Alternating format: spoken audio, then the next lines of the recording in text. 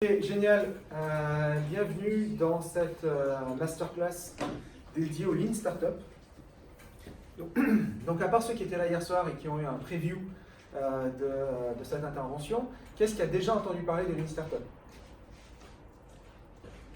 Génial. Donc elle est faite pour ça, cette masterclass. Le Lean Startup aujourd'hui, c'est la méthode de gestion de projet la plus connue et la plus utilisée dans l'écosystème startup.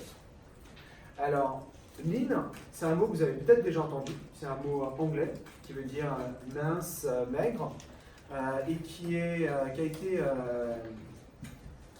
partagé, notamment dans les années 70, dans le monde industriel, par Toyota.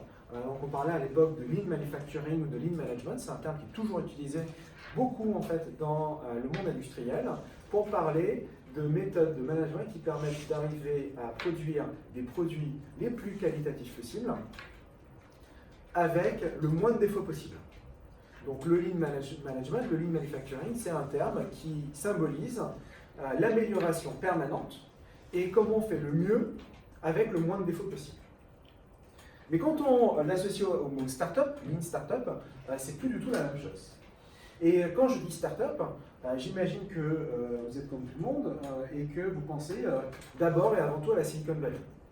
Et pourquoi je vous parle de Silicon Valley? C'est parce que le Lean Startup, la méthode, est né dans la Silicon Valley.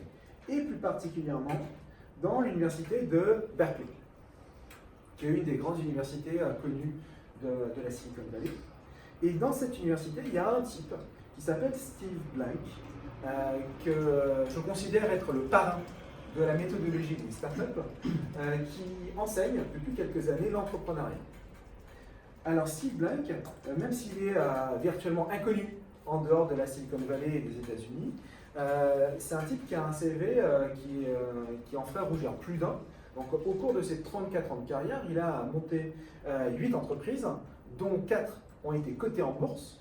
Il est donc multimillionnaire. Et à la fin de sa carrière, au lieu d'acheter une île privée aux Bahamas et de couler des jours heureux, il a décidé d'enseigner l'entrepreneuriat. Pourquoi? Parce que Steve Blank, en fait, il a une spécificité, il n'a pas fait d'école de commerce, il n'a pas fait de MBA, c'est un ingénieur en électronique qui n'a monté que des entreprises technologiques en tant que CEO et avec un certain succès. Quelques échecs, il en parle, mais avec un certain succès.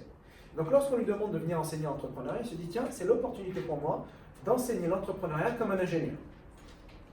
Et ce qu'il a fait en fait, l'ami Steve Blank, c'est quand il a commencé à rechercher pour enseigner son cours, donc il a lu pas mal de bouquins autour de l'entrepreneuriat, et il s'est rendu compte en fait que la totalité de ces bouquins reprenaient des codes de management de grandes entreprises et faisaient des copier-coller à des startups. Donc, une grande entreprise, ça a un département commercial, un département marketing, un département produit, de la compta, de la communication et un business plan au milieu pour faire en sorte qu'on ne dépense pas plus d'argent qu'on ne gagne. Et donc, à l'époque, lorsque vous lisiez des bouquins d'entrepreneuriat, c'était la même chose.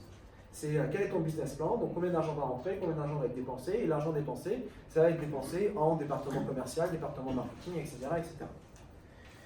Et en fait, ce que dit l'ami Steve Blank, c'est que c'est pas très intelligent, parce qu'une startup, c'est pas une grande entreprise en petit. Une startup est une organisation fondamentalement différente d'une grande entreprise. Pourquoi? Parce que les grandes entreprises ont pour fonction d'exécuter des modèles économiques connus. Donc exécuter un modèle économique connu, c'est que je vends un produit connu à des clients connus.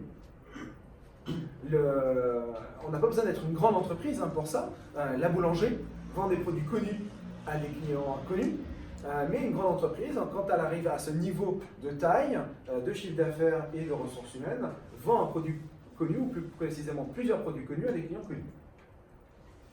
Alors qu'une start-up, en fait, est une organisation à la recherche d'un modèle économique inconnu.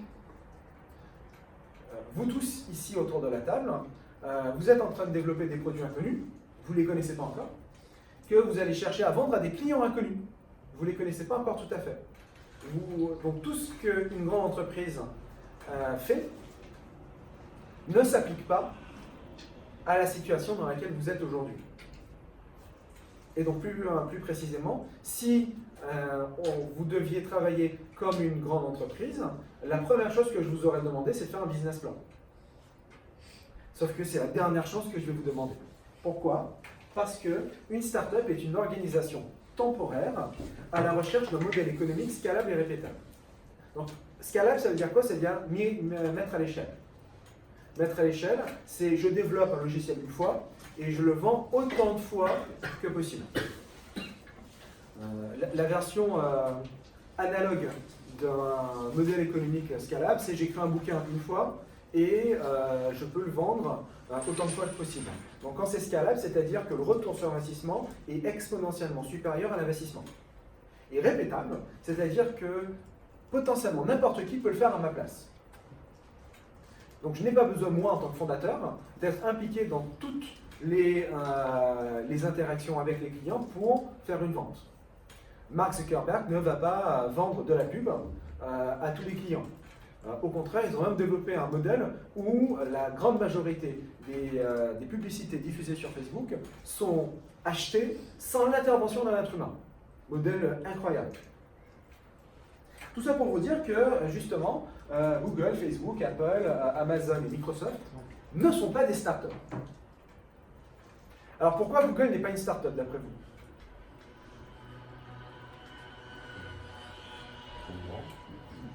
Parce que cela fait longtemps qu'il a trouvé son business model et qu'il commence à se diversifier très grandement sur l'offre.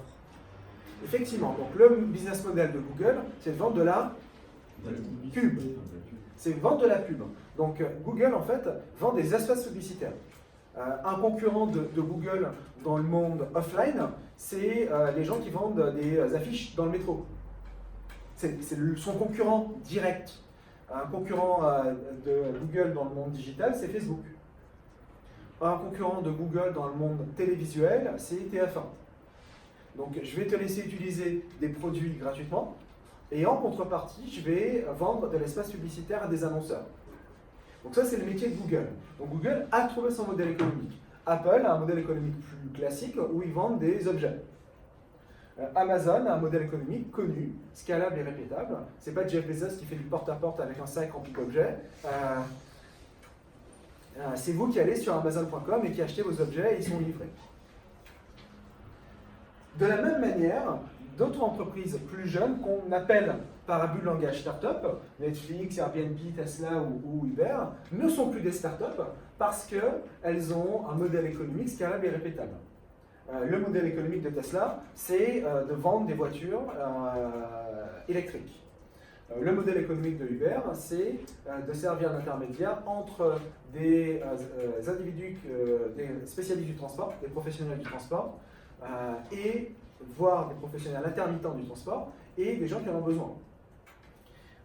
Même si certaines de ces entreprises, notamment Uber, ne sont pas rentables. Donc la rentabilité n'est pas forcément synonyme de modèle économique scalable et répétable. Dans le cas de Uber, s'ils ne sont pas rentables, c'est exprès. C'est qu'ils décident en fait d'utiliser la rentabilité des clients existants pour investir sur d'autres marchés ou d'autres produits. C'est parce que Uber avait décidé de ne pas être rentable et qu'ils ont utilisé l'argent qui rentrait pour investir dans des nouveaux produits qu'ils ont développé Uber Eats, qui est aujourd'hui en fait le principal pourvoyeur de marge de l'entreprise Uber. Donc rentabilité n'est pas forcément équivalente avec modèle économique scalable et répétable. Pendant des années, Amazon n'était pas rentable exprès. Aujourd'hui, Amazon est une boîte extrêmement rentable, tout en continuant à investir dans les nouveaux projets.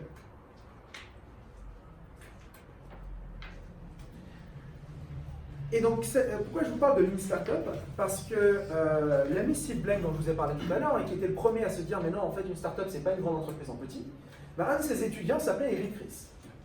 Et Eric Ries, qui est le père en fait, du mouvement Lean Startup, a écrit un bouquin qui s'appelle The Lean Startup, qui a vraiment initié le mouvement dans le monde entier. Alors, Eric Ries, moi, c'est un type qui m'intéresse beaucoup, parce que c'est un ingénieur en informatique de formation. Donc c'est un type comme vous et moi, qui a suivi des études d'informatique et qui a voulu en fait devenir entrepreneur. Sauf que il a suivi des études en fait dans un État américain, dont j'ai oublié le nom, mais il n'était pas du tout en Californie ou à New York, et il a voulu en fait partir à San Francisco, dans la Silicon Valley, pour monter son entreprise. Donc il arrive dans la Silicon Valley, et il commence à pitcher son projet à droite à gauche, et on lui dit ah tiens tu devrais rencontrer Steve Blank. Il pitch son projet à Steve Blank, Steve Blank lui dit tiens ça m'intéresse, mais par contre j'investis dans ta boîte seulement si tu suis mon cours d'entrepreneuriat à Berkeley. Donc Eric Ries en fait développe sa startup, suit les cours de Steve Blank d'entrepreneuriat, sachant que sa startup à l'époque c'était une startup qui faisait des avatars, IMVU. Génial pour l'image de la femme. On est dans les années, début des années 2000, milieu des années 2000. Et en parallèle de tout ça, en fait, il consigne toutes ces expérimentations sur un blog qui s'appelle Startup Lessons Learned, qui existe toujours aujourd'hui. Et donc, Eric Ries, il va en cours, il développe son produit, essaie de trouver son marché, et en fait, il se fait inspirer par tout ce que lui raconte Steve Blank. Il lui dit, mais en fait, une startup,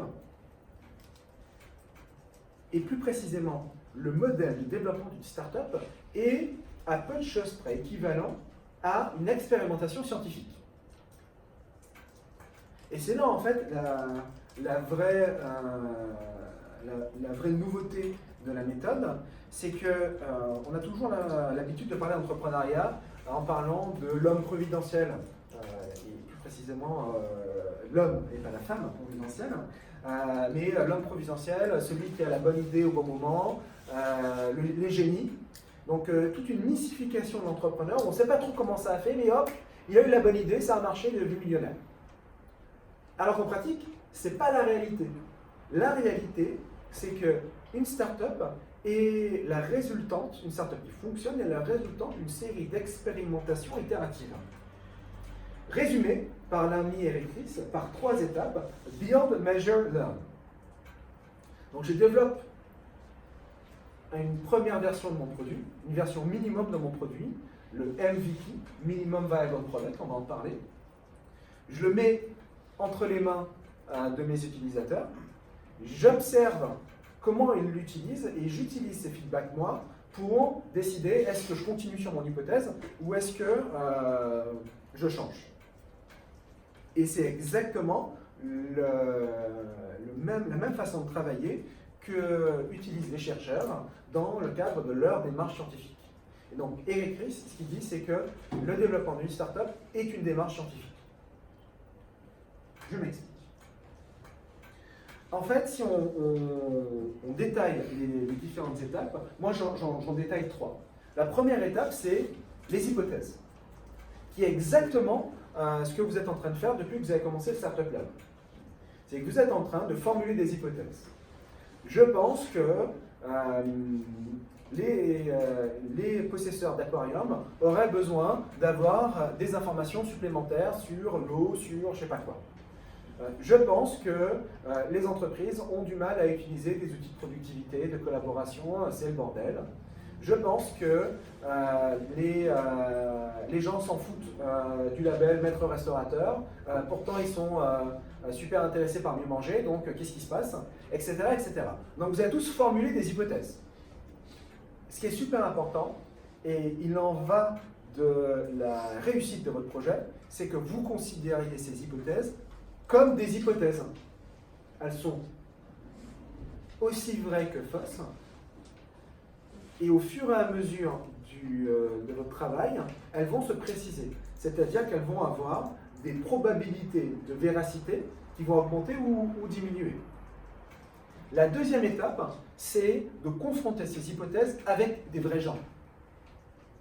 Et c'est là où on arrive à une action qui est souvent difficile pour des ingénieurs, c'est comment je fais pour accepter qu'un produit mal fichu, imparfait, ne reprenant pas toutes les fonctionnalités nécessaires dans ma tête à ce que ça fonctionne, ben je vais quand même les mettre en face de gens et je vais voir comment ils réagissent. Pourtant, lorsque lorsqu'on est dans une démarche scientifique, il faut le plus rapidement possible mettre en place des expérimentations empiriques pour tester ces hypothèses. Et la troisième étape, c'est mesurer les résultats. Donc j'ai effectué une ou plusieurs expérimentations, je mesure les résultats et j'en tire des conclusions. 1, 2, 3. Et bien entendu, l'idée c'est d'itérer sur toutes ces étapes jusqu'à arriver à un moment où votre produit répond véritablement à un besoin suffisamment important pour qu'on paye de l'argent, suffisamment distribué pour que ce n'est pas juste votre oncle et votre cousin qui l'utilisent, mais un nombre important de personnes. Et pour paraphraser notre ami Steve Blank, c'est aucun business plan ne survit au premier contact avec le client. Donc, passer du temps à faire des présentations, à faire des études, des analyses, voire même des questionnaires en ligne sans forcément parler directement avec les gens, vous vivez dans un monde conceptuel. Et dans un monde conceptuel, comme vous êtes très intelligent et que vous pensez très rapidement, vous analysez tout ce qui est possible et tout ce qui n'est pas possible, et vous vous créez en fait un monde virtuel qui n'est pas le monde réel. Pourquoi? Parce que le seul qui a raison, c'est votre client. Et j'en profite pour faire une petite parenthèse, qui est très importante parce qu'on parle d'entreprise, on parle de client. Le but d'une entreprise, c'est de générer du profit. Donc une entreprise, ça n'existe pas sans client. Alors vous me direz, il y a des entreprises qui arrivent à survivre grâce aux aides publiques, grâce aux subventions. Il y a des entreprises en fait qui lèvent des fonds sans générer de chiffre d'affaires ou en générant un minimum de chiffre d'affaires. Oui, effectivement. Sauf que ces entreprises en fait, à un moment sont confrontées à la réalité, qui est que le but d'une entreprise est de générer du profit. Donc s'il n'y a pas de clients, il n'y a pas d'entreprise. Et lever des fonds sans avoir des clients, à un moment, fool me once, shame on you, fool me twice, shame on me. Donc si je me fais avoir, on ne peut pas mentir indéfiniment à des investisseurs, donc on peut leur promettre qu'on a besoin d'investir beaucoup d'argent dans la R&D, que ça prend du temps, mais à un moment, s'il n'y a personne qui utilise, il n'y a personne qui utilise. Et donc une entreprise ne peut survivre sans les clients qui vont acheter le produit. Sauf que, pour acheter un produit, il faut déjà être confronté avec un produit. Pour faire le feedback, il faut être confronté avec quelque chose. Et que la seule façon d'avoir des feedbacks qui sont les plus objectifs possibles, c'est d'avoir de la friction. C'est j'utilise quelque chose, ah c'est de la merde, ah c'est trop bien, non je comprends pas, ouais c'est super intéressant.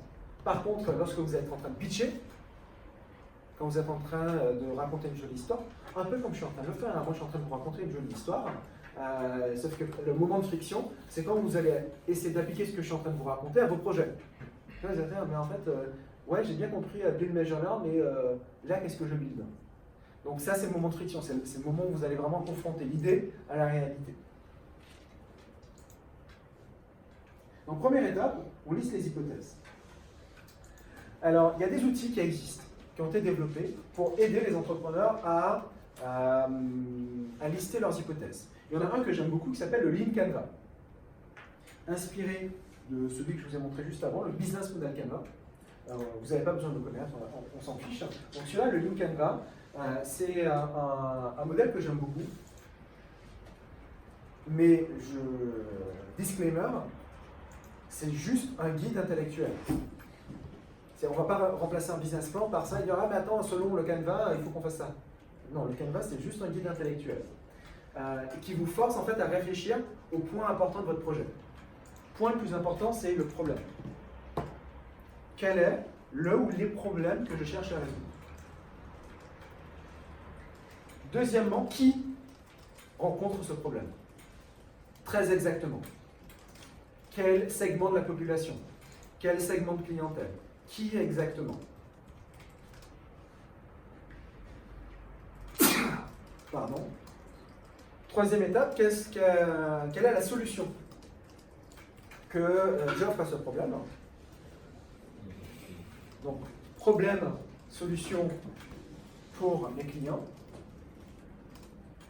Unique Value Proposition, donc proposition de valeur unique, c'est une phrase qui explique ce que vous faites. la proposition de valeur unique de Uber, c'est mettre en relation des professionnels de transport avec ceux qui en ont besoin le plus rapidement possible et au meilleur coût possible. C'est ce que fait Uber. Quels étaient les problèmes initiaux, si on se concentre par exemple sur Uber Eats, les problèmes initiaux, d'après vous? C'est le fait de devoir se déplacer pour aller chercher à manger. Donc, devoir se déplacer pour aller chercher à manger. Premier problème, c'est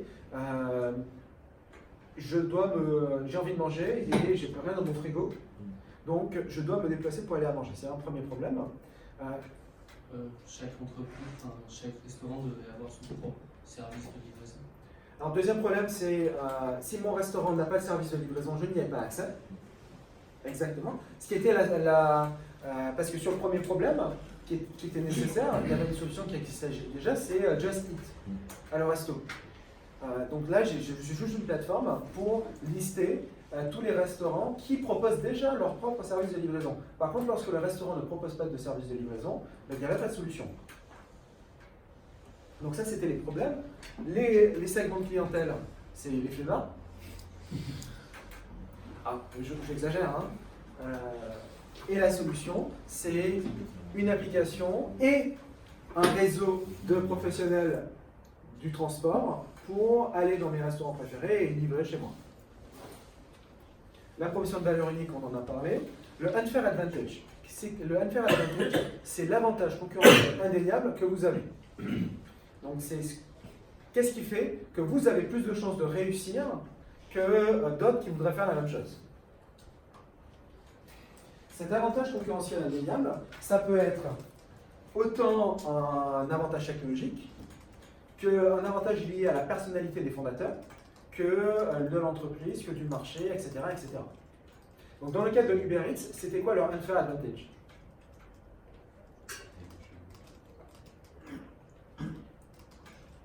Il y avait déjà Uber. Il y avait déjà Uber, exactement. Donc le unfair advantage de Uber Eats, c'est qu'ils ont déjà le réseau de professionnels du transport, ou en tout cas ils en avaient un pour les voitures, donc c'était plus facile d'en créer un en moto et en vélo. Et ils ont déjà les algos de matching, donc leur unfair advantage, ils avaient beaucoup de thunes, bien sûr. Donc ça c'est leur unfair advantage.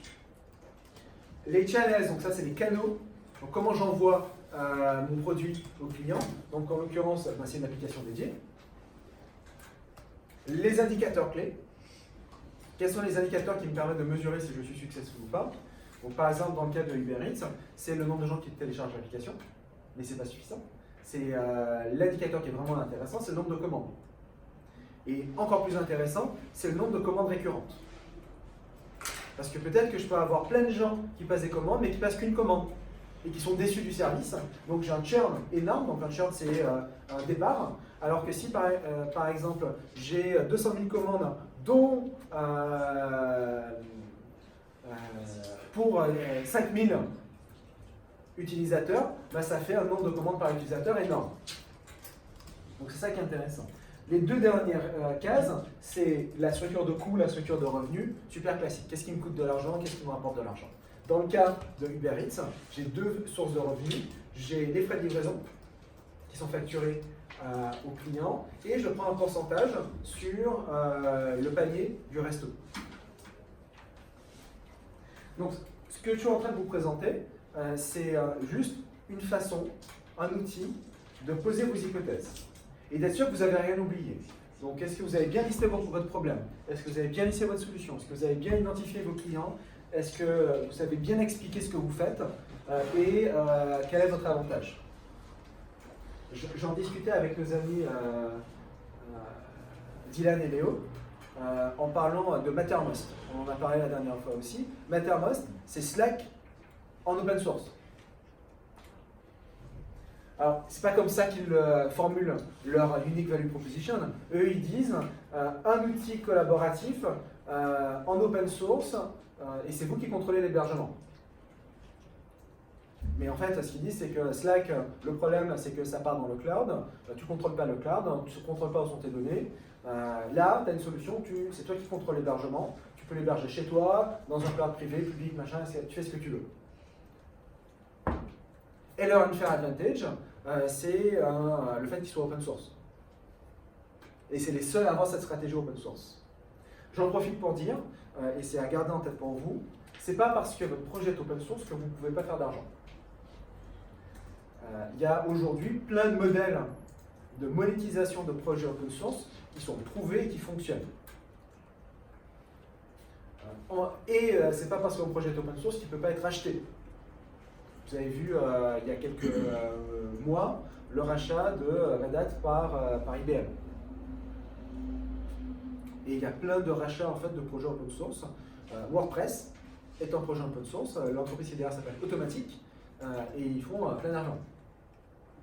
Mais par contre, si je veux juste WordPress et l'installer et jouer avec tout seul, je peux.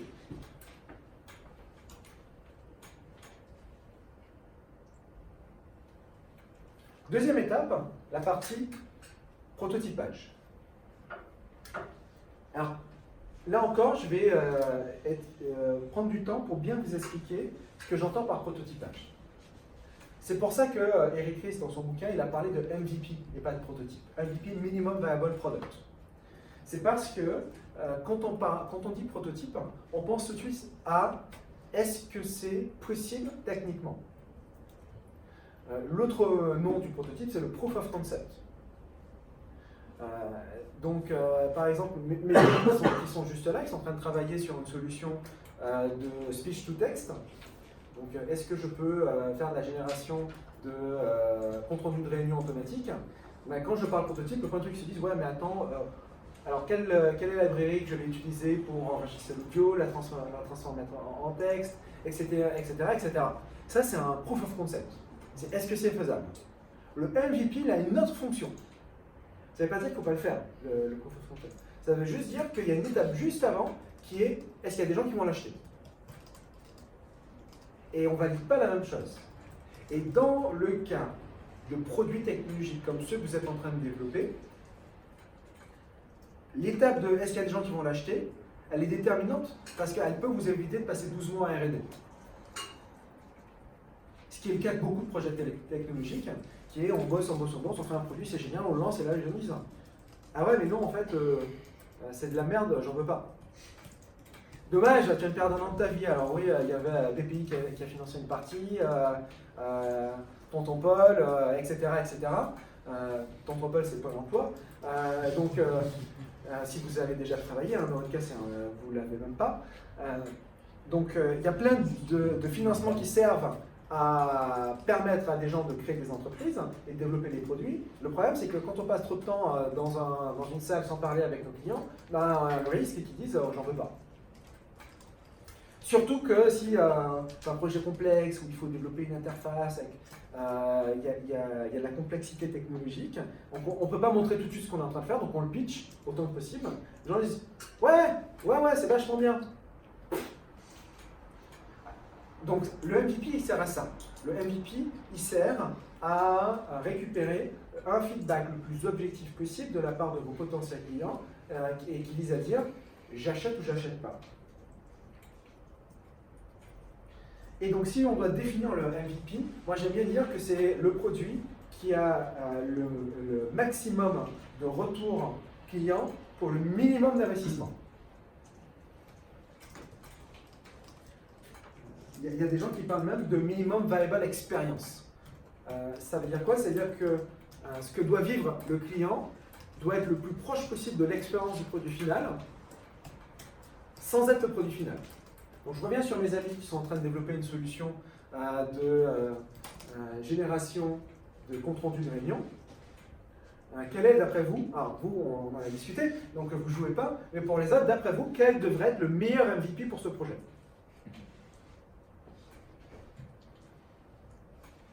Quelqu'un qui écoute la réunion pour écrire derrière et ensuite faire un compte rendu et montrer. Exactement. C'est exactement ça, Thibaut.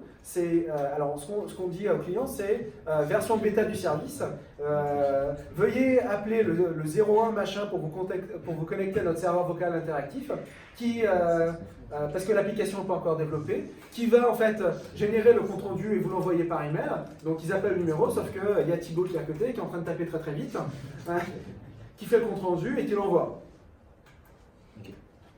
D'après vous, quelle est l'expérience, quelle est la probabilité que cette expérience-là, elle est proche de l'expérience finale souhaitée? Super élevée. Par contre, est-ce qu'ils vont être capables de le faire automatiquement? On n'en sait rien à ce stade. Par contre, ce qu'on sait, c'est que si les gens achètent, et que s'ils sont contents de l'expérience, c'est déjà un super feu vert pour dire « ouais, ce serait bien de le faire ». Alors, bien entendu, gardons tous en tête que certains projets sont plus compliqués à faire que d'autres. Donc, c'est pas parce que vous montez une agence de voyage pour aller sur Mars et qu'il y a des gens qui payent leur billet que c'est possible de le faire. Donc, il faut être plutôt raisonnable dans ce que vous racontez à vos clients potentiels. Donc, il ne faut pas mentir, mais il ne faut pas dire totalement la vérité non plus. Il faut juste être flou en disant c'est une version bêta. Ça prend un peu plus de temps que la version finale, et la version finale sera disponible dans 3 mois, dans 6 mois, etc. Quand vous êtes coincé, vous dites ça prendra 1 an. Mais l'idée, c'est pas de faire de fausses promesses. Alors après, il y en a qui font des promesses incroyables et qui arrivent quand même à avoir des clients. Je ne sais pas si vous avez vu cette vidéo d'Elon Musk qui présentait les tuiles panneaux solaires. Donc il disait, quand tu as une maison et que tu mets des panneaux solaires sur ton toit, c'est dégueulasse. Donc moi, je vais vous faire des tuiles qui intègrent des mini panneaux solaires qui sont toutes reliées entre elles. Donc comme ça, quand on arrive devant la maison, on a l'impression que c'est des tuiles classiques, alors qu'en fait, c'est des panneaux solaires. Super esthétique. Il annonce ça, il fait un site internet en disant « Coming soon, réservez vos premières tuiles » et il y a eu des millions de dollars de commandes. Mais parce que le MS, c'est le meilleur vendeur du monde. C'est qu'il peut vous vendre des voyages dans l'espace et les gens disent ouais, bien sûr, on y va, quoi. Littéralement. Donc, mais ça, c'est aussi un message pour vous dire que si le problème est suffisamment important et que les alternatives existantes sont faibles, voire inexistantes, ben, les gens sont prêts à payer et à attendre. Et si les gens n'étaient pas prêts à payer et à attendre, Kickstarter n'existerait pas. Kickstarter, en fait, c'est une plateforme de MVP. Ben, c'est exactement ça. Sachant qu'une vidéo de démo, ça peut être un MVP. C'est regardez mon objet, comme il est trop bien, sauf qu'en fait, on l'a fait en 3D, on l'a peint, et il ressemble à l'objet, mais la vidéo est bien foutue, il y a une bonne lumière, il y a un bon son, donc je m'y crois, et coming soon, et hop, mon aquarium connecté, je le préachète, et sauf qu'en fait, on n'a même pas commencé à bidouiller. Ou si j'ai commencé à bidouiller, par contre, j'ai pas encore fait la production de masse, et donc je suis pas capable d'en faire 1000 d'un seul coup. Est-ce que ce point sur le MVP il est clair? Parce que c'est vraiment ce sur quoi je vous attends au tournant dans les prochaines semaines. C'est arriver en fait, à mettre un produit, pour ceux qui sont déjà à l'étape où vous avez identifié un problème et une solution, c'est arriver à mettre un produit entre les mains de vos utilisateurs potentiels, et ce produit c'est un MVP.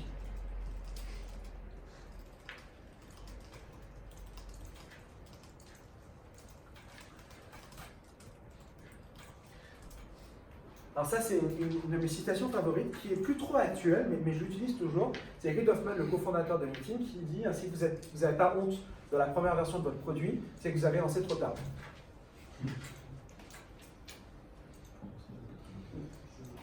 Alors, pourquoi je dis que cette situation n'est pas tout à fait actuelle? C'est parce que quand LinkedIn s'est lancé début des années 2000, la majorité des applications et des sites internet étaient dégueulasses. Donc c'était ok d'avoir honte. Alors qu'aujourd'hui, quand vous regardez la majorité des applications qui existent, il y a quand même un travail de design, d'expérience utilisateur, d'esthétisme qui est important et qui fait que les attentes des utilisateurs aujourd'hui, en 2019, ne sont pas les mêmes qu'en 2009. Donc, ce qu'un MVP aurait pu être en 2009, et je vais vous donner des exemples, C'est plus tout à fait la même chose aujourd'hui, même si l'exemple du numéro de téléphone avec le type qui écrit, on y voit que du feu, il n'y a aucun souci. Par contre, ça veut dire aussi que lorsque tu sortiras la vraie version du produit, du moment que c'est validé, les gens vont s'attendre à ce que ce soit une application qui soit bien léchée, qu'il y ait directement une application iPhone, Android, une version web, que l'expérience utilisateur soit bien foutue, que ce soit intégrable automatiquement avec Gmail, Office, etc., etc. Alors l'avantage, c'est que maintenant tout le monde propose des API, donc c'est plus simple aussi. C'est que si les attentes utilisateurs sont plus importantes aujourd'hui, c'est parce que les remplir sont plus simples aussi. La barrière à l'entrée du développement d'une application, web ou mobile, est plus faible aujourd'hui parce que les langages de programmation sont plus facilement appréhendables. Je ne rentre dans aucun débat de religion qui implique des JS à la fin. Mais la réalité, c'est que c'est plus facile de prendre en main, il y a de plus en plus de librairies, il y a de plus en plus d'API, donc développer une application est plus simple aujourd'hui qu'il y a 10 ans, c'est pour ça que les attentes sont plus élevées. Alors, toujours dans les exemples de MVP, ça c'est un exemple que j'aime beaucoup, qui est dans la même veine que le générateur de compte rendu. C'est un entrepreneur américain, Bill Gross, qui voulait lancer en fait de la vente de voitures sur Internet. On est au début des années 2000, il s'est dit tiens, il y a un type qui vend des livres sur Internet, pourquoi pas des voitures? Moi je trouve que c'est une idée débile, mais heureusement que c'est pas moi qui ai investi dans l'histoire parce que il s'est dit tiens, plutôt que de faire un site internet et d'aller acheter des voitures et les garer quelque part et de voir si les gens les achètent ou pas, on va faire un MVP. Dans son cas, lui, c'était quoi le MVP? Quelqu'un d'autre que Thibaut?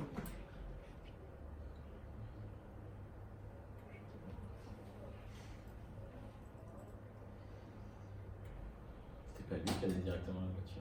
Alors c'est presque ça. Presque ça. Ce qu'il a fait, c'est qu'il a monté le site internet. Il a demandé à quelqu'un dans son équipe d'aller dans le garage de seconde main en face, prendre des voitures en photo, les foutre sur le site internet, et à chaque fois que quelqu'un achetait une voiture, il récupérait l'argent, il allait l'acheter dans le garage en face et la livrer. Expérience utilisateur, on ne voit que du feu. Donc c'est ce type de réflexion que j'aurais voulu que vous ayez, qui est absolument pas une réflexion d'ingénieur. Je fais une petite parenthèse, c'est que dans votre formation d'ingénieur, on vous apprend à construire des applications et des systèmes d'information comme du bâtiment. C'est pour ça qu'il y a beaucoup de terminologie du bâtiment qui se retrouve en informatique. Parce qu'il y a des ingénieurs, il y a des architectes, il y a des chefs de projet, il y a de la MOA, etc., etc. Donc c'est des mots, des fonctions qu'on retrouve dans le bâtiment. Donc ce qu'on attend de vous en tant que futur ingénieur, c'est de sortir des applications qui fonctionnent bien, sans bug, scalables, qui tiennent la route, etc. Et moi ce que je suis en train de vous dire, c'est de faire l'inverse. Pour commencer. C'est de commencer en allant le plus rapidement possible au but, en ne vous occupant pas au démarrage de la scalabilité, de la fiabilité, etc., etc., mais de l'intégrer au fur et à mesure. Pourquoi? Parce que le plus important, c'est déjà de savoir s'il y a des gens qui vont acheter votre truc. Et ensuite, on regarde le code et on évite de laisser traîner de la dette technique pendant des années. C'est le cas de beaucoup de startups. C'est qu'ils ont bien compris au début qu'il fallait aller vite pour sortir un produit et on verra bien plus tard. Sauf qu'ils ne se sont pas dit à un moment, tiens, ce serait bien qu'on regarde le code et que c'est quand même dégueulasse. Tiens, si on mettait des tests, TDD c'est pas mal. Trop tard. Donc il y a beaucoup de startups qui ne sont plus des startups, qui au bout de 3-4 ans d'existence, qui ont des clients, qui ont un truc qui tourne et qui ont une infra un peu fragile. Donc je ne suis absolument pas en train de vous dire de faire ça. Je suis en train de vous dire qu'il faut faire les deux, les mecs. Et mademoiselle. Il faut d'abord aller vite et pas vous soucier d'avoir un truc qui a le moins de bugs possible, qui tienne la route, etc. Mais dès que vous avez validé qu'il y a des gens qui sont prêts à acheter, on passe en mode ingénieur exécution.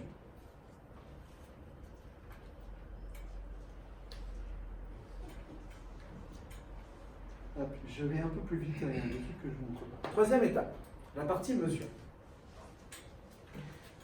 Alors ce qui est intéressant, c'est qu'à chaque fois que je parle de ça à des entrepreneurs, ils me disent oui, mais en fait j'ai demandé à mon client ce qu'il en pensait, il m'a dit qu'il était super intéressé. Ou pas du tout. Certains d'entre vous n'ont pas pu s'empêcher lors de vos interviews avec vos potentiels utilisateurs de leur demander « Et si nous faisions une solution qui fait ça, est-ce que vous l'utiliseriez ?» Et qu'est-ce qu'ils vous ont répondu? Oui, bah oui. Ben oui.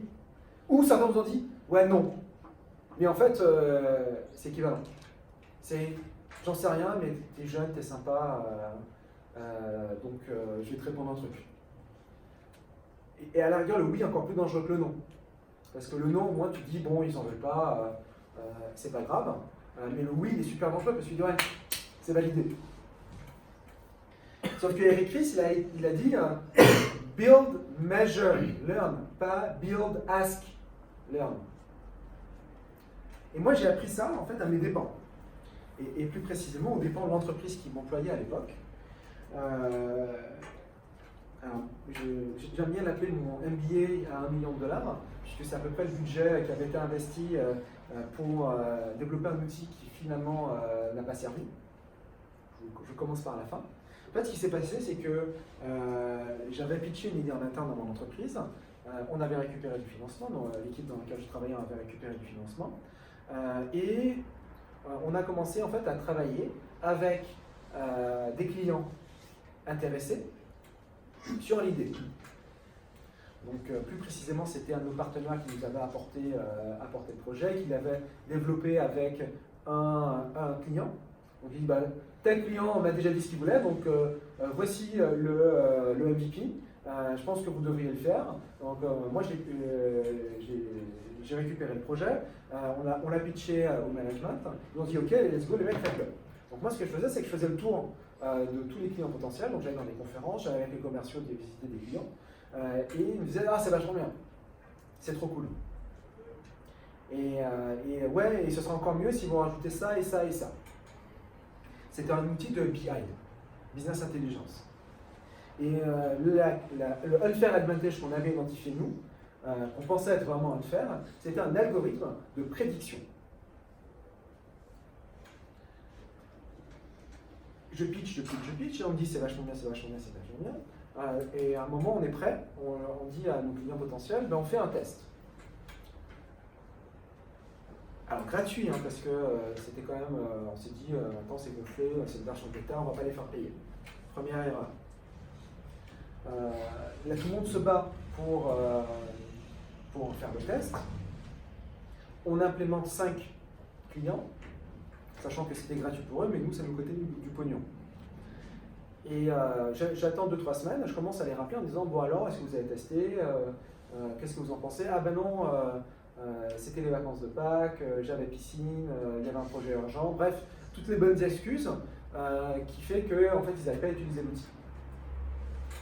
Pendant ce temps, moi je continue à rencontrer d'autres clients potentiels qui me disent que c'est génial, mais ce serait encore mieux s'il y avait telle ou telle fonctionnalité. Donc j'ai une liste de fonctionnalités comme ça. Vu qu'on a une équipe de développement dédiée et qui travaillait en agile, donc on avait une release par semaine, donc ça pulsait. Et donc, mais moi ça me permettait de revenir à la client en disant ah vous voyez le truc dont vous avez parlé il y a 2 semaines, mais il est implémenté. Ah ouais trop cool, mets-moi dans la waitlist pour les tests. Et au bout de quelques semaines, je relance, finalement il y a quelqu'un qui me dit, un des clients qui me dit viens. On a testé, par contre, il faut qu'on se voit. Donc je prends l'avion, je vais avec le commercial, on va rencontrer le client. Comme vous pouvez le remarquer, je ne parle pas de produit, je ne parle pas de client, hein, puisque je suis filmé, donc au cas où ça se retrouve sur YouTube. Ce client, il me dit, alors c'est vachement bien, par contre, il y a ça comme feature qui ne nous intéresse pas, dont l'algo de prédiction. Ah ouais, mais bon, c'est un peu la fonctionnalité cœur quoi, du truc. C'est dommage que vous l'utilisiez pas. Si, on la veut pas. Bon, ok, on vous fera une version custom. On se dit, il travaille à l'envers. Tout le monde est en train de nous dire que c'est trop bien. Et là, il y a un deuxième client qui nous appelle, qui dit, c'est bon, on l'a testé, il faut venir nous voir, donc je vais les voir. C'est vachement bien. Par contre, il y a telle feature qui ne m'intéresse pas, dont l'algo de prédiction. Et là, je fais, ah, quand même. Et sauf qu'on on a déjà passé 12 mois, que j'ai cramé tout le budget, et que les managers en haut se disent, bon, tu m'as fait un business plan avec un retour sur investissement pour 12 mois, il est où? En plus de ça, il y avait un client qui a acheté, mais l'implémentation s'est très très mal passée, je vous passe les détails. Bref, le projet a été arrêté. 6 mois plus tard, notre concurrent ressort le même produit, sans l'algo de prédiction, et rafle tout le marché. Pourquoi? Parce que nos clients nous disaient qu'ils voulaient absolument ce produit, dont l'algo de prédiction, mais une fois qu'ils le faisaient, ils n'en voulaient pas. Et de vous à moi, en fait, ce qui s'est passé, c'est que quelques mois plus tard, en fait, j'ai un des clients qui m'a dit, bon, il y a prescription, je peux te le dire maintenant, ton algo de prédiction, personne n'en voudra jamais, parce qu'il fait notre job. Donc nous, ce qu'on voulait, c'était juste un truc mieux foutu qu'Excel pour rentrer nos données et faire notre algo à nous. Mais qu'il y ait un algo qui fasse des prédictions à notre place, ça ne nous intéresse pas, parce que c'est un message qu'on envoie à notre chef pour dire on ne sert à rien. Donc ça ne répondait pas du tout au problème de la cible. Parce qu'à aucun moment, et c'est pour ça que je suis là aujourd'hui pour vous partager ça, c'est qu'à aucun moment je me suis concentré sur quel était le vrai problème de mon utilisateur. Je me suis uniquement concentré sur le fait qu'on avait un partenaire qui nous avait dit que c'est vachement bien parce qu'on a développé avec machin, et qu'à chaque fois que j'en parlais avec un client potentiel, il me disait c'est cool. Donc, votre pire ennemi, c'est un client potentiel qui dit je veux bien acheter. Et à ce moment-là, l'idée c'était pas justement de remonter un cran et en fait, c'était peut-être pas la bonne cible. Enfin, je dis pas que c'était bien de remplacer leur boulot ou quoi, mais en l'occurrence, justement, eux étaient. Ça aurait pu. Ça aurait pu, sauf que le projet avait été arrêté chez nous. Donc, on aurait pu en fait avoir une autre démarche, sauf que je parle de ça en 2012, 2011-2012. Et à l'époque, en fait, les entreprises étaient beaucoup moins ouvertes à ce type de solution. Aujourd'hui, on parle de big data et d'intelligence artificielle. En 2010, pas du tout. Donc, il y a presque 10 ans. Donc, il y avait aussi un marché qui n'était pas du tout mature pour des solutions de big data et d'intelligence artificielle. Et donc, le message que je vais vous faire passer, c'est que votre travail, une fois que votre MVP est dans les mains de vos utilisateurs, il va être non pas de leur demander ce qu'ils en pensent, et est-ce qu'ils voudraient bien l'acheter dans un monde idéal, mais de les mettre dans une situation d'achat ou d'utilisation, si votre modèle n'est pas sur un achat direct, du produit le plus rapidement possible. Donc, nos amis du générateur de compte rendu, en fait, le numéro de téléphone avec le serveur vocal interactif, c'est la version bêta à 50 € par mois. Ou à 500 € pour 10 réunions. J'en sais rien. Mais ça veut dire quoi? Ça veut dire que dès le début, il faut arriver avec une action d'achat. Je fais une petite parenthèse. Dans le cas où certains d'entre vous développent une application dont la monétisation arrivera plus tard. C'est-à-dire qu'il y a une version gratuite et derrière la monétisation se fait par un autre moyen. Donc dans ces cas-là, ne vous méprenez pas. Télécharger une application gratuite et l'utiliser, c'est un achat. Pourquoi? Parce que quand tu as 50 applis sur ton téléphone et que chaque seconde de ton attention est postée par Google, Facebook, WhatsApp, Instagram, etc., bah, télécharger une application de gens que tu ne connais pas sur ton téléphone et l'utiliser, ça a un coût énorme en termes d'attention. Dans un monde où l'attention est de plus en plus rare et demandée. Donc, même si vous n'êtes pas dans un modèle où il faut récupérer un chèque ou une carte bleue pour valider, rien que le fait de télécharger votre appli et de l'utiliser, c'est déjà en fait une première validation. Et pourquoi je vous parle de tout ça? Parce que dans le monde informatique, le vrai avantage, c'est que vous n'avez pas besoin d'espionner vos utilisateurs pour savoir s'ils utilisent ou pas. C'est que vu que tout est connecté, donc alors ça c'est Google Analytics, c'est la version 0 de la mesure, mais votre MVP doit également comporter des KPIs, des indicateurs de mesure qui vont vous permettre en fait de savoir est-ce que vos utilisateurs, vos clients utilisent ou pas et comment ils l'utilisent. Et c'est notamment en fait ce qui a permis de sauver les entrepreneurs derrière l'appli Bourbon. Donc Bourbon, est-ce que ça vous dit quelque chose? Alors, si ça vous dit rien, si ça vous dit quelque chose, ne dites rien. Bourbon, en fait, c'est une application qui a été lancée il y a 10 ans par deux jeunes étudiants en informatique de l'université de Stanford. Alors, contrairement à l'EPITA, les professeurs de l'université de Stanford ont souvent beaucoup de moyens et investissent régulièrement dans les projets de leurs étudiants. Donc ces deux étudiants récupèrent un peu d'argent de leurs profs, des amis de profs, etc. Et en lançant un projet qui était super novateur pour l'époque, c'était une appli de partage de bars avec géolocalisation. Donc je suis dans un bar, je veux partager avec mes amis que je viens de découvrir un bar, donc je me géolocalise et je partage la localisation à mes amis avec éventuellement une photo. D'où le nom de l'appli Bourbon, comme Bourbon, qui est le nom du whisky chez les Américains. Alors, on appelait ce truc-là à l'époque le Social Local Mobile, SOLOMO. Pourquoi? Parce que n'oubliez pas qu'en 2007 sort l'iPhone avec une puce GPS et un appareil photo, ce qui est complètement révolutionnaire pour l'époque.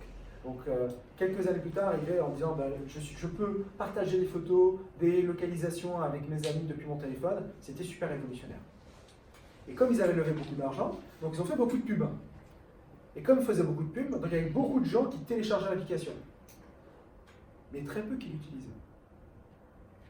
Et donc ils ont plein de gens qui téléchargent et qui n'utilisent pas. Téléchargent et n'utilisent pas.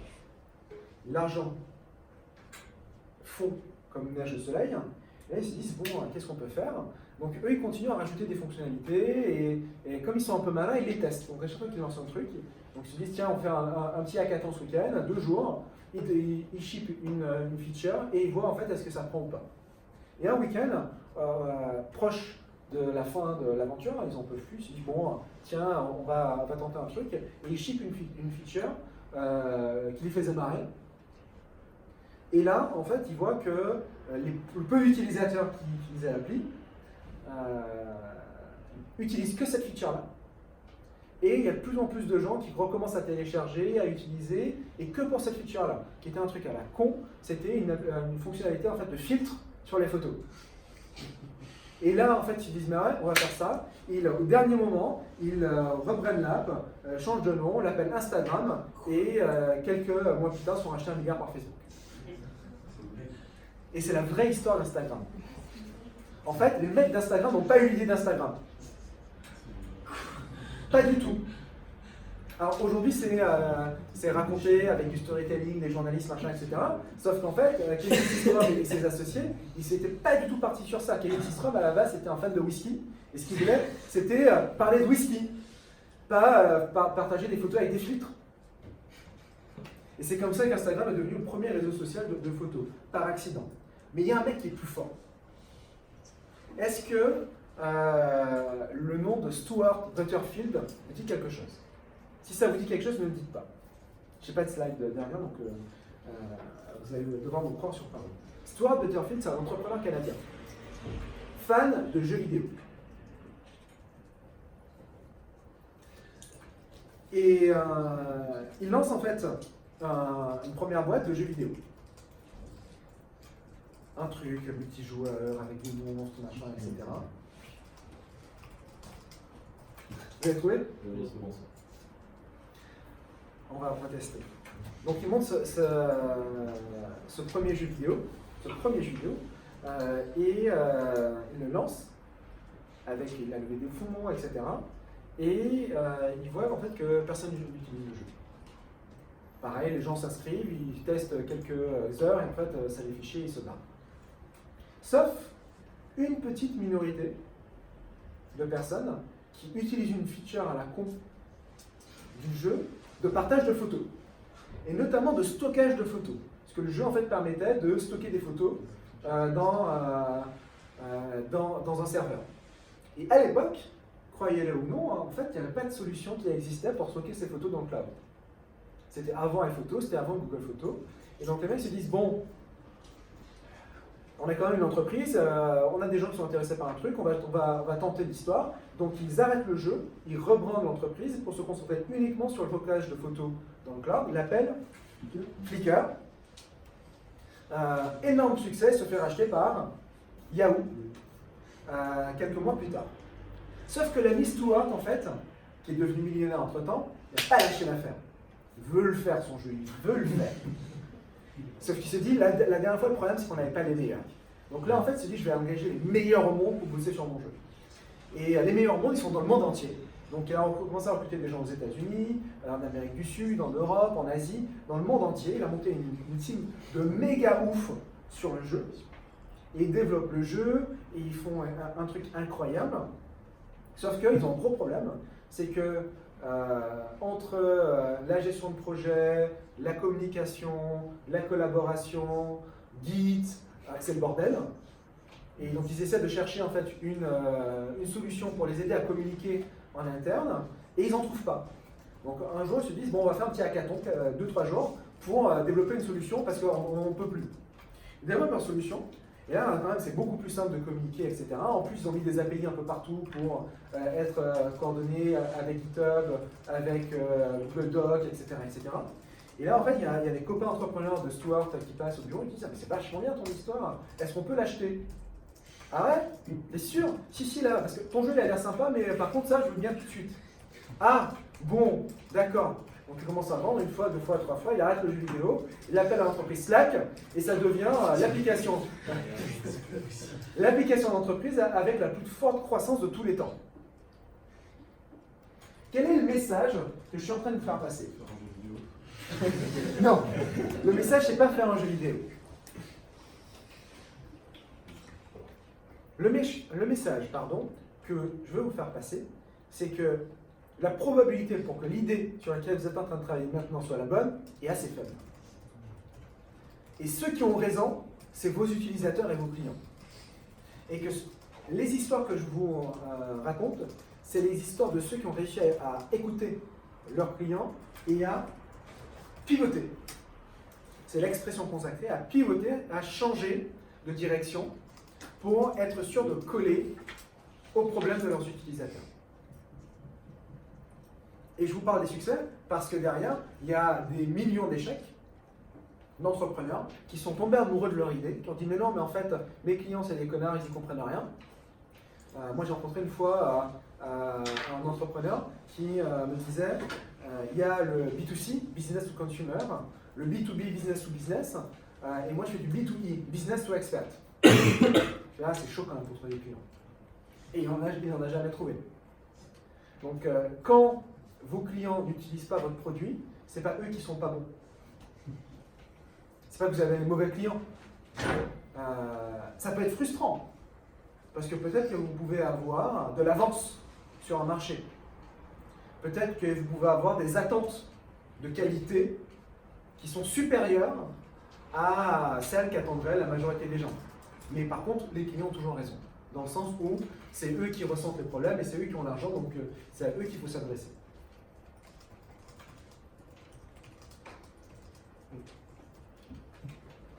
Alors j'arrive à la fin de mes slides. Donc, je vais prendre un peu de temps, dans les quelques minutes qui nous restent, pour discuter avec vous de qu'est-ce que ça veut dire pour vous en pratique. Non, on va le faire avec la caméra. Je vais juste essayer d'éteindre. Yes. Parce que je me prends le projecteur dans la tête depuis tout à l'heure. Donc, qu'est-ce que ça veut dire pour vous? Ça veut dire pour vous que les premières semaines de votre démarche entrepreneuriale ne vont servir qu'à valider si le produit sur lequel vous êtes en train de travailler correspond véritablement à une problématique chez vos clients et une problématique suffisamment importante pour qu'ils mettent de l'argent. Et que comme vos produits sont des produits technologiques, votre plus grande hantise, votre plus grande angoisse, c'est de passer des mois à développer un truc dont personne ne veut. La première cause d'échec des entreprises, c'est le manque de clients. Sinon, si c'était le fait d'avoir des valeurs ou enfin, ça se saurait. Non, la première cause d'échec des entreprises, c'est le manque de clients. Alors, il y a d'autres causes d'échec, mais la première, c'est ça. Et donc, votre job, c'est de trouver des clients. Et mon job à moi, c'est de faire en sorte que vous puissiez en fait trouver des clients ou des utilisateurs le plus rapidement possible. Pourquoi? Parce que quand on a commencé, je vous ai fait une promesse. Et cette promesse, c'est que dans 12 mois, vous soyez employé par votre propre entreprise. Sauf que, pour être employé par votre propre entreprise, vous devez être capable de générer un chiffre d'affaires suffisamment important pour vous payer, ou avoir démontré suffisamment de preuves de marché, par du téléchargement, par des taux d'utilisation, par du préachat, que des étrangers décident de vous financer. Ça, c'est mon job. La bonne nouvelle, c'est qu'on vit dans un monde où il y a plein de problèmes. Il y en a plein, partout. Internet a notamment deux avantages principaux. Le premier, c'est d'avoir fait péter les barrières de communication. Donc vous avez la possibilité de communiquer avec le monde entier. Et deuxièmement, d'avoir fait péter les barrières de distribution. C'est que vous n'êtes pas obligé d'avoir un accord avec la FNAC qui va vendre vos CD-ROM pour que les gens puissent accéder à votre logiciel. Le monde entier peut avoir en un clic accès à vos applications. Donc ça, c'est votre avantage. C'est que vous êtes dans un... Et le troisième avantage, bien entendu, qui est votre unfair advantage à vous, c'est que vous avez besoin de personne pour coder.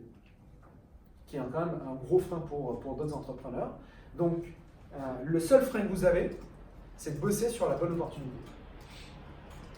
Et d'arriver en fait à développer le bon produit par rapport à votre bonne cible de marché. Une fois que vous avez réussi à surpasser ce frein-là, en fait, l'autoroute est ouverte. Est-ce que vous avez des questions par rapport à tout ce que je viens de vous raconter? Ouais, moi je suis sur le MVP. Tu parlais du fait de faire payer les gens. Ouais. Et du coup, justement, le MVP peut pas être là pour créer peut-être un besoin aussi derrière une problématique. Parce que je prends l'exemple de nous, notre projet du coup, qui est de proposer en fin de compte pour les RGPD du coup un audit gratuit à la base. Pour du coup demain proposer peut-être un produit qui le ferait d'une autre façon, enfin avec un moyen de générer de l'argent différent. Là en l'occurrence, nous on partirait sur un MVP qui est plutôt gratuit. Mais du coup, j'ai du mal à voir du coup, sur cette partie-là un peu ce qu'on peut retirer. Alors, c'est un super point. Effectivement, avoir un MVP gratuit comme le vôtre ne permet pas en fait de valider l'acte d'achat. Par contre, dans votre cas à vous, l'acte d'achat, il n'est pas dans l'audit. L'acte d'achat, il est peut-être dans la proposition de services supplémentaires. Donc, j'extrapole. Disons que votre modèle économique cible, c'est d'être apporteur d'affaires pour des consultants en RGPD. Donc, votre outil d'audit est gratuit, mais par contre, derrière, vous proposez en fait de trouver le consultant le plus proche de chez vous, vous les mettez en relation, c'est le modèle de meilleur agent.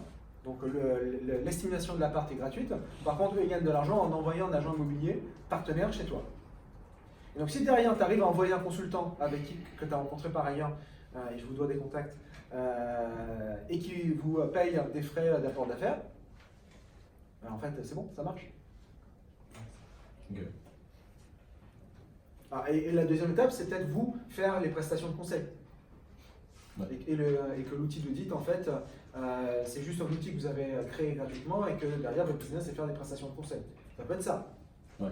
Bon, mais peut-être qu'en le faisant, vous allez avoir une autre problématique et ça va permettre en fait d'aller sur des solutions à plus forte valeur ajoutée avec de l'anticipation de risques, etc. etc.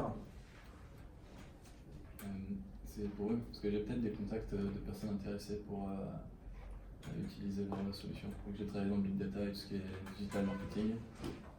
La RGPD, c'est ce qui a un petit peu embêté tout le monde. Donc, carrément, on en parlera. Merci. Moi j'avais une question sur le KPI. Genre, en gros, tu disais que la bonne façon de faire, c'était d'aller voir les clients et de leur demander gentiment des retours, etc. Mais du coup, ce serait quoi la bonne démarche en face? Juste de regarder les data et tout ça, c'est suffisant? Ou est-ce qu'on peut aller encore plus loin? Dans ton cas à toi, c'est directement paye.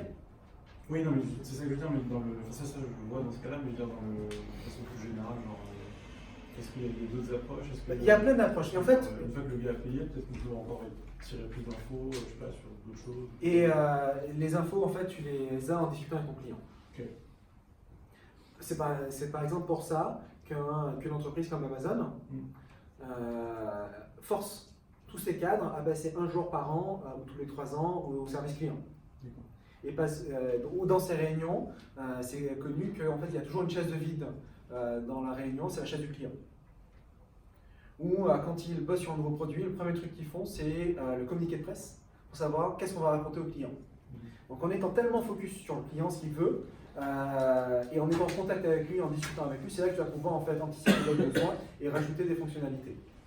C'est un peu bizarre parce qu'on peut discuter en permanence, mais en même temps on ne doit pas vraiment l'écouter. Ah bien sûr, mais c'est tout l'art du truc. Ouais. C'est comment tu fais pour écouter et trier ce que dit ton client. Donc c'est important de l'écouter. Mais derrière, là on rentre plus dans l'art que de la science. Ouais. Comment tu te dis, tiens, ça c'est une bonne fonctionnalité ou pas. Dans certains cas, c'est évident.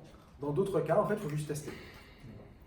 Dans cette partie de test, j'ai un exemple que j'aime beaucoup. C'est un exemple de chez Etsy, Etsy.com. Est-ce que vous connaissez Etsy.com, qui est en fait une place de marché d'objets artisanaux.